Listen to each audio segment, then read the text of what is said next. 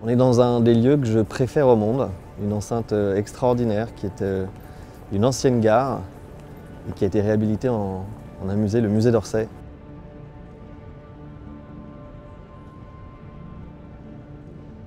Ça fait à peu près 1 an et demi que je viens ici 2 ou 3 fois quasiment par semaine, où j'ai eu la chance d'être invité pour une carte blanche, dont la présentation de Sigma Lumina.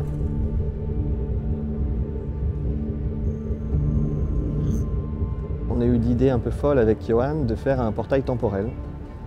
Sigma Lumina, ça veut dire la somme des lumières. On ne sait pas trop ce que c'est assez cryptique. Ça serait entre un espèce de building en construction, une espèce de porte ou d'antenne vers quelque chose, on ne sait pas vraiment. On a voulu casser un peu les frontières entre le numérique et le physique. En tout cas de faire un pont, d'ouvrir une passerelle entre les deux. L'idée, c'est de mêler à la fois des éléments très physiques, que sont la lumière, que sont des éléments organiques comme le sable, le souffle, pour ensuite nous emmener sur un terrain qui est à la fois l'art digital que j'ai fait depuis ces quelques années et quelques clins d'œil aux immenses auteurs et poètes qui nous entourent. Quand les astres et quand la lumière s'aligne sur la sculpture, ça fait apparaître un QR code au sol. Ce QR code est un portail vers l'aspect numérique de l'œuvre. Je crois que ce qui est important pour moi, c'est de dédramatiser un petit peu le côté compliqué de l'art digital.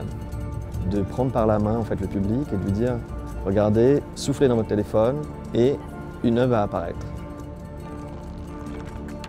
Au-delà de l'ingéniosité d'un système, poétiquement, je pense que c'est un message qui nous confère à questionner ce qu'on croit percevoir. Cette sculpture, elle a été fabriquée par Guilhem Huynh, qui est un artisan ébéniste à la base de l'école Boulle. Pour nous, et rien que pour nous, il a accepté de travailler le laiton d'abord, puis l'acier après. C'est quelqu'un que je connais depuis assez longtemps. J'ai proposé à Sébastien et il y a eu un coup de foudre pour cette personne. Comme tout travail un peu abouti, ça ne se voit pas forcément comme ça quand on arrive dans la salle, mais en fait, techniquement, c'est très précis. Durant toutes ces visites, notamment avec le conservateur Paul Perrin, il y a quelques œuvres qui m'ont habité, notamment le bal du Moulin de la Galette, qui est, je pense, en termes de travail sur la lumière, quelque chose qui était extraordinaire. Et je trouve ça assez dingue d'arriver à ce niveau de ressenti émotionnel. Et avec Sigma Lumina, puisque c'est une lumière qui tourne autour de la sculpture et qui dévoile un message, il était évident qu'il fallait que je travaille avec des œuvres qui avaient un réel propos sur cette lumière. Et évidemment, les impressionnistes sont un courant qui le mettait forcément en avant.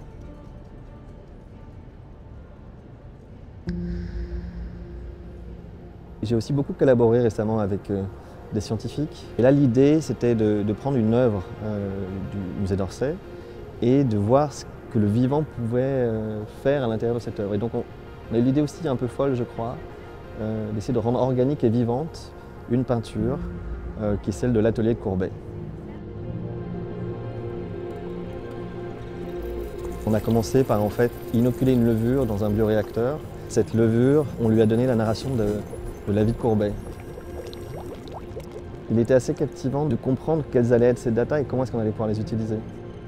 En tout cas, le vivant de ces micro-organismes va questionner un petit peu la conservation de l'œuvre, sa mémoire. Je trouve qu'il y a une portée assez vertigineuse finalement. Ce n'est plus de l'art statique.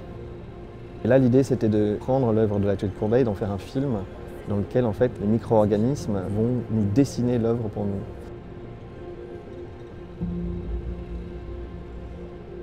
Et la troisième œuvre, c'est un morceau de musique qui s'appelle Getaway. C'est un morceau que j'ai fait avec Nile Rodgers, qui est une icône pour moi de la funk, notamment avec son groupe Chic, qui a évidemment fait énormément de morceaux avec Pharrell, Daft Punk et autres. Et Madison McFerrin, qui est la fille de Bobby McFerrin, l'illustre interprète de Don't Worry, Be Happy. Et donc là aussi, je pense qu'il y a un côté générationnel, un côté descendant qui me plaisait énormément et qui fait le lien en fait avec l'œuvre Sigma Lumina. Madison McFerrin dit dans le morceau qu'on ne peut pas voyager dans le temps, mais qu'on va finalement trouver une passerelle et que tout ira bien. Et c'est un peu l'idée de Sigma Lumina, c'est cette passerelle entre des auteurs passés, qu'on finalement avec notre souffle, on devient paysagiste de l'œuvre. Et ces chanteurs et ce guitariste incroyable qui était Nile Rodgers et qui est Nile Rodgers, ça fait vraiment un lien, je trouve, entre les générations et entre les époques, entre les différents styles et différents genres. Et je trouve que c'était voilà, c'était le parfait écho à ce qui se passe au cabinet d'architecture.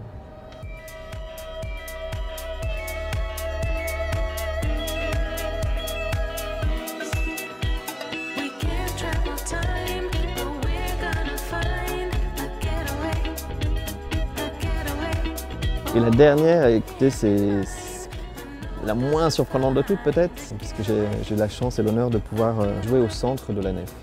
Donc je crois que ça n'avait pas encore eu lieu à ce jour. En fait, je suis un peu un enfant des rêves parties quelque part. Donc je ne suis pas un garçon qui commençait à jouer dans des clubs ou des festivals. J'ai toujours aimé jouer dans des endroits insolites, incongrus. Et donc j'ai commencé à jouer dans des after-parties et je me retrouve à jouer dans un musée, qui est le musée de mes rêves. Donc je suis un peu comme un enfant en fait.